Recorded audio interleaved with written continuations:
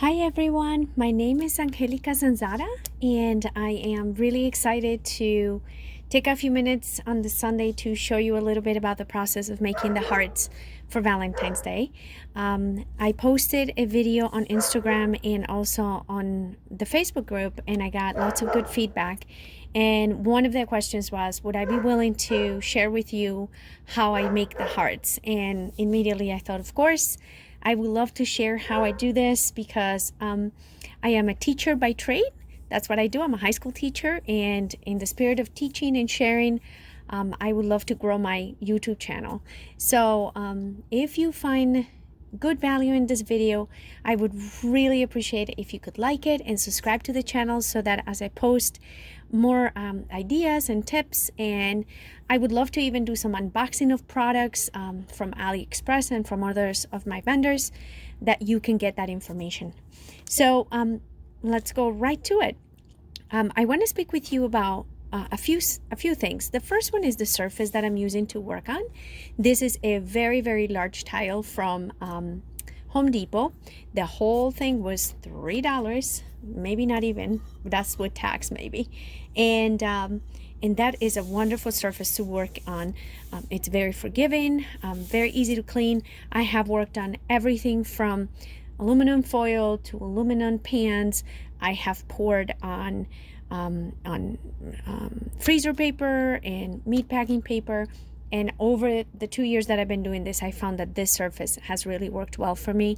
I know that they also sell these beautiful mats, but they're a little out of my price range. So I have tried the baking mats, the cheaper ones, and they do their job, but it really, they kind of get yucky. And I like to work on a very clean surface, so these are definitely working well for me. And I pour on a smaller tile. So when I do my pours, I do it right on here, and then I dip the glass to collect the pattern that I'm interested in making. And hopefully I'll be able to make a video where I show you that process as well. So please remember to subscribe and like this video so that the channel continues to grow and I can share more with you. So why don't I show you as well some of the brand paints that I use. So I use the Master's Touch Premix Pouring Acrylic, also the Pouring Masters, the acrylic pouring paint from them. I use a lot of color shifting from Folk Art, and this is another wonderful paint. Artist Loft, and of course the one and only pigments from this little piggy. This is just a wonderful product because this is in the YouTube channel. I know not many people may know about it, or many people know about it who can comment on it. Just a wonderful, wonderful product. I will say that it has added just a whole new level of variety and excitement to the pieces that I make, and I'm just really happy that I started using this. So again, hopefully I'll make another video where I actually show you how to mix my paints and how to do that creative piece. But just for to give you an example of what you can create with using a combination of both paints and pigments, look at the color shifting on this piece. I mean, it's just really cool. And I want you to imagine a piece like this in the summertime. It's just going to be so many different colors and just so much fun with the aquas and the pinks, and the gold is just all throughout the piece. So when the piece is done, so these are little hearts that I have now added the bail to so that I can show you how to do that part. They're going to look like this, right? The piece has dried for 2 days. I think it's important that you give the paint time to really settle into the glass and really cure. I have found that some of the times when I use also bezels and I get those silver spots, sometimes it's because I've rushed my process and because I haven't let the paint really cure. Other times it's because my pores have been too thin, the metal's showing through. So there's a variety of things that have occurred to me over the years I've been doing this, and by trial and error I've gotten better. I still have pieces that get ruined here and there, so it's all part of the learning curve. But this is the way a piece would look once it's done. Now this one does not have this little pigments on it. This is more of a solid opaque piece. This one does, as you can see. There we go. There's all that beautiful color shifting. And when you are done and we flipped all of these pieces, they all have beautiful backs to them. And so then the question was, okay, how do you finish the hearts? What do you do with the backs of them? So let's take this little guy. We'll set these ones aside and we will talk about how to get them from this to this, okay? The first thing you're gonna need is a glue-on bail. And so glue-on bails are literally bails that you are simply going to add some glue to place in the back of your cabochon glass. I buy mine right from Amazon. This is a kit that I've had for a long time. You can tell that I've used the silver color ones the most. And I just got this one in. And this one has a bunch of other sizes. I make some pretty large pieces, some 40 millimeter glass pieces. So they require a really heavy glue-on bail. So I have those in reserve for that. But these you can find right on Amazon. You just look for glue-on bails, okay? The two most important pieces to this process are the diamond glaze, and I'm going to tell you why in just a second, and the E6000 glue. So you need your finished piece, this glaze, bail of your choice, E6000, and in my opinion, this is a life-changing tool. This little needle has really added so much versatility to what I do and allowed me to keep my fingers from touching glue in a really great way.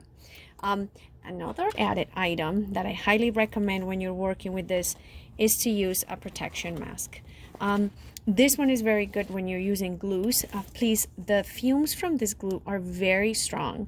And although I know that we feel like if we only make this many pieces at a time, but I just don't think it's worth the risk of your health. Same as when you're using resin, the proper protective gear is really important. I highly encourage you to continue to protect yourselves, wearing gloves and also wearing protective gear when you're working with this kind of chemical, especially if you're like me and you're working in a basement or in a place that doesn't have enough ventilation. It's really important. Okay, so I don't know if you can tell that the back of my piece is shiny, but it's not super shiny. It's not as shiny as I would like it to be, but more than for the look, it really needs to have one coat of this in order to fully finish the back of it. And the reason for that is that I do not want the bail to be glued directly into my paint. I want a layer that is in between those two. So what I do is, and this is the one I'm using right now. I showed you the pretty one so that you could really see the label, but this is the one that I've been using right now. I am going to take my little diamond glaze, and that's all you need. You really don't need a lot, and a little bit goes a really long way. And all I do is I just place it just like so right in my fingers, and I use a little paintbrush and I just spread as if I was doing just a clear coat. Perfect. And now I would let this dry for an entire 24 hours. So that would be step one.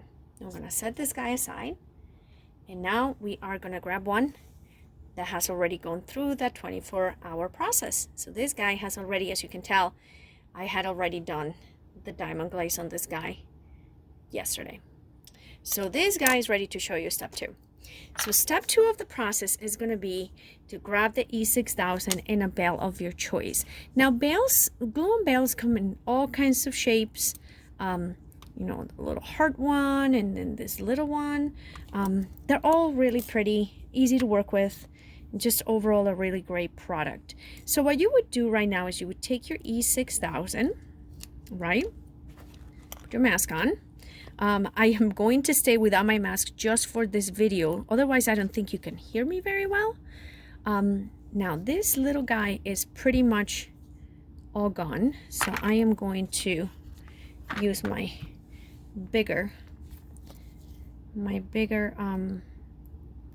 E6000, and I'm gonna put, look at this tiny little blob I'm gonna put in here. You don't need any more than that, okay?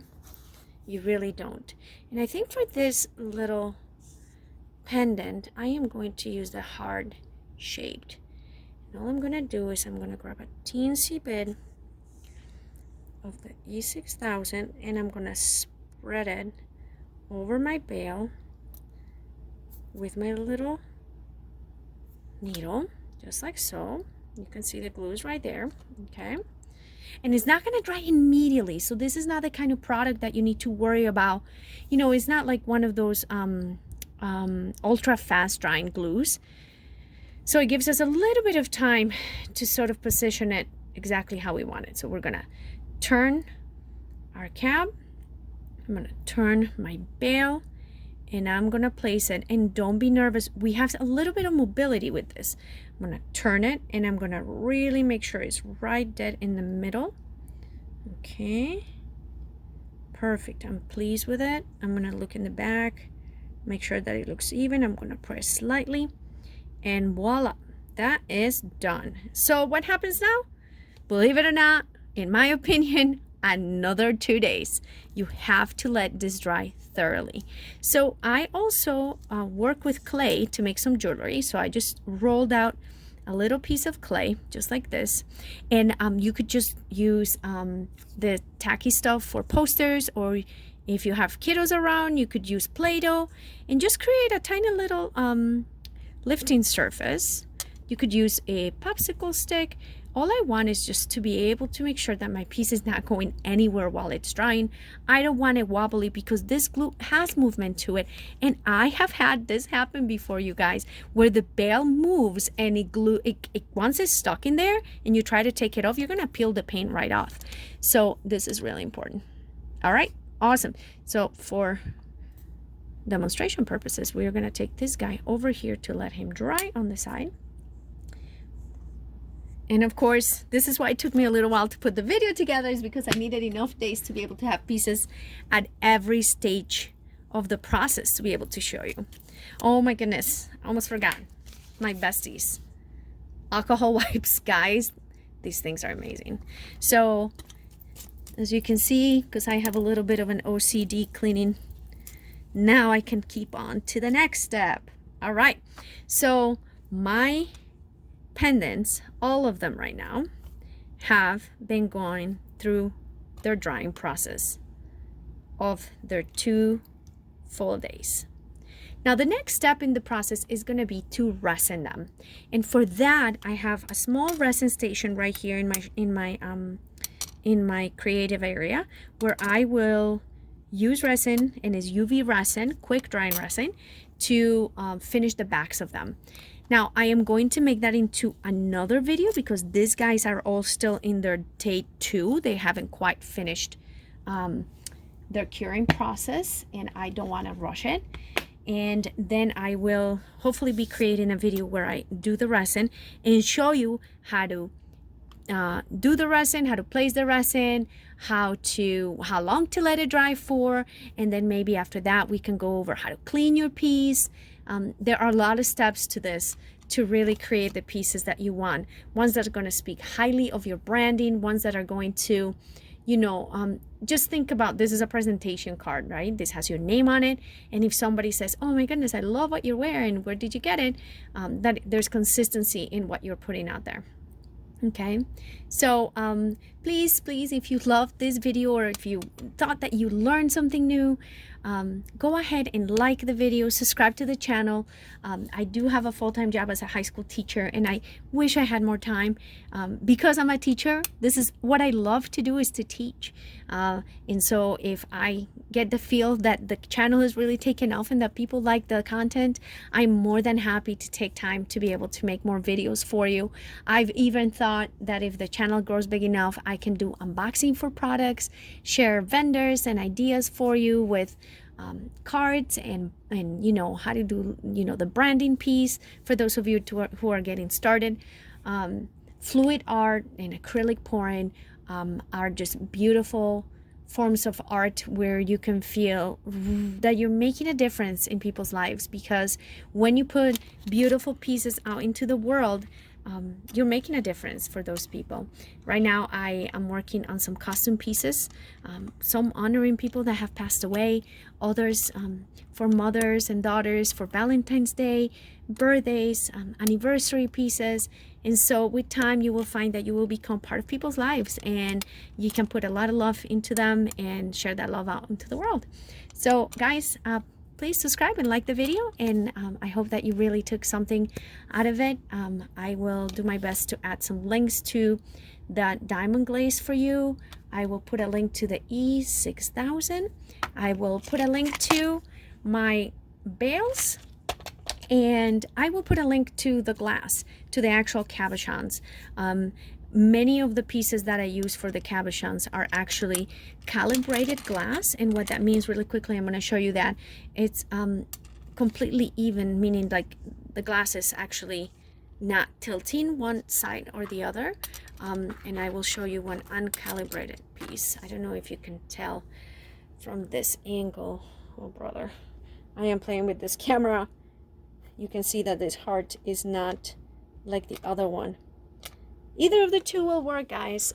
What you will need to do is just make sure that when you're drying, let's say you just pour the paint, that you actually let the heart sit completely flat. And these little guys that I use are awesome for that.